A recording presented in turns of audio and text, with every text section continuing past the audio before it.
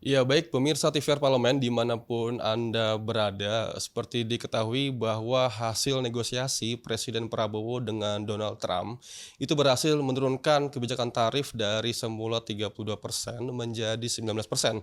Nah, seperti diketahui bahwa hasil dari negosiasi ini ada sejumlah klausul yang kemudian diwajibkan oleh pemerintah, seperti misalnya adanya kewajiban untuk membeli sumber energi senilai 244 triliun rupiah.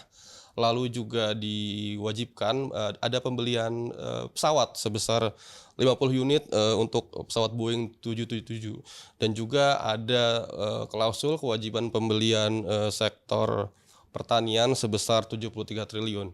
Nah, pemirsa, apakah hasil negosiasi ini cukup menguntungkan bagi Indonesia atau justru ini membahayakan bagi kelangsungan industri UMKM dan juga padat karya yang ada di Indonesia? Karena nantinya Amerika Serikat bisa secara, leluasa dibebaskan, tarifnya untuk masuk ke Indonesia terhadap barang-barang yang diproduksi. Nah, untuk membahasnya kami sudah bersama dengan anggota Komisi 11 DPR, Bapak Ahmad Najib Kodratullah dari fraksi PAN. Bapak, terima kasih Pak atas waktunya. Pak, terkait dengan negosiasi alot antara Presiden Prabowo dengan Donald Trump, apa yang kemudian menjadi catatan Bapak terhadap hasil negosiasi yang sudah disepakati, Pak? Eh, Tentu yang pertama adalah bagaimana pemerintah melakukan kebijakan perlindungan terhadap kegiatan di sektor pangan. Yang saya maksud di sini adalah bagaimana pemerintah banyak memberikan kemudahan untuk meningkatkan produksi pangan.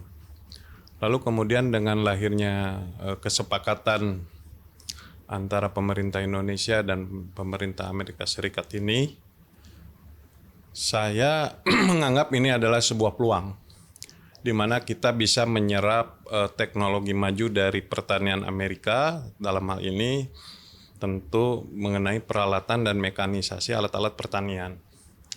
Tentu ini akan sedikit lebih mudah dengan kebijakan ini dan pemerintah harus fokus pada kegiatan swasembada pangan. Berikutnya adalah menurut saya mengenai energi, kebijakan energi.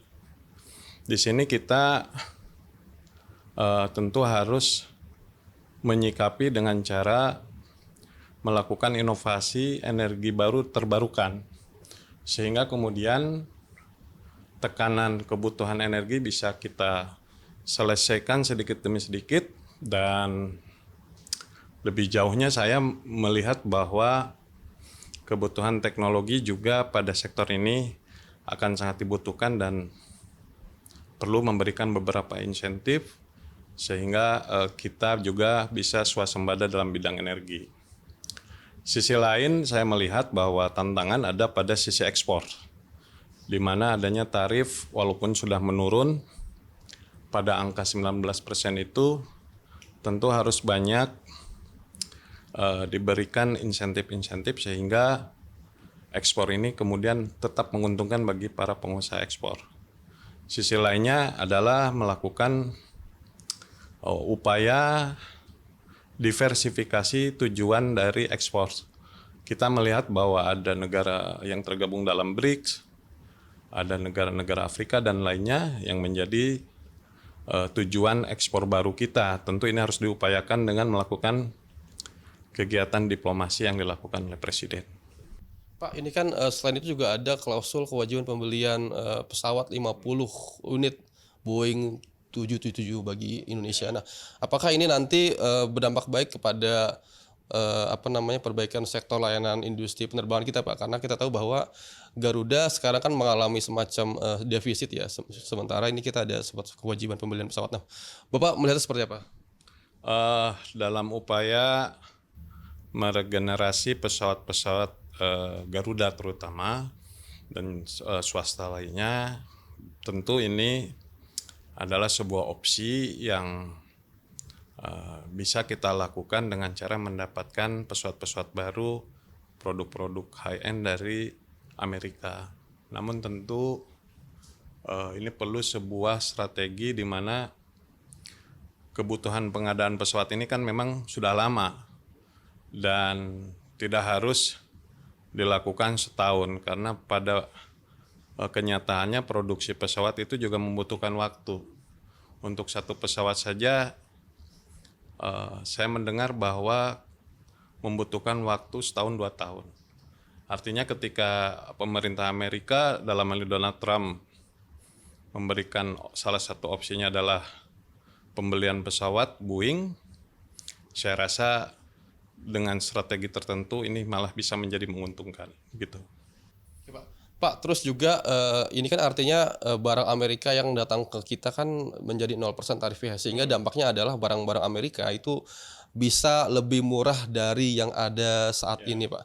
Nah, Bapak melihatnya ini apakah sebagai suatu potensi keuntungan yang bisa didapat atau justru mengancam industri lokal kita, Pak, dalam konteks persaingan harga di pasar itu? Tentu untuk produk-produk yang bersifat elektronik dan lainnya, ini menjadi sebuah keuntungan di mana kita bisa membeli produk Amerika yang bersifat high-end dengan harga yang lebih murah. Namun tentu ini juga kebijakan ini harus diwaspadai, jangan sampai kemudian mengganggu produk-produk yang memang ada di dalam produksi dalam negeri. Terutama tadi saya di awal menyampaikan perlu adanya keseriusan dalam menjaga produksi di sektor pangan. Yang hari ini kita butuhkan adalah teknologi dan alat. Produk pangannya sendiri kita perlu melakukan perlindungan. Jadi memang kebijakan ini saya rasa perlu strategi lanjutan dari kementerian yang ada dan tentu harus menjadi keuntungan bagi masyarakat dan rakyat Indonesia. Oke, Pak Najib, terima kasih Pak atas waktunya Pak. Selamat bertugas kembali Bapak. Ya pemirsa TVR Parlemen, demikian wawancara kami dengan Bapak Najib Khodratullah selaku anggota Komisi 11 DPR yang mana disampaikan Pak Najib memberikan satu apresiasi atas keberanian diplomasi atas Presiden Prabowo terhadap Donald Trump, yang mana ini menjadi peluang yang bagus dalam konteks bagaimana nantinya industri di sektor pangan itu bisa dilakukan modernisasi secara lebih serius, karena memang ada semacam klausul pembelian alat pertanian ya sebesar 73 triliun yang diharapkan nanti bisa berdampak baik terhadap industri pangan secara nasional dan bisa sebagai satu cara menuju kedaulatan pangan. Nah, pemirsa, demikian ini yang dapat kami laporkan langsung dari Nusantara 1 DPR. Kami kembalikan ke rekan kami di studio.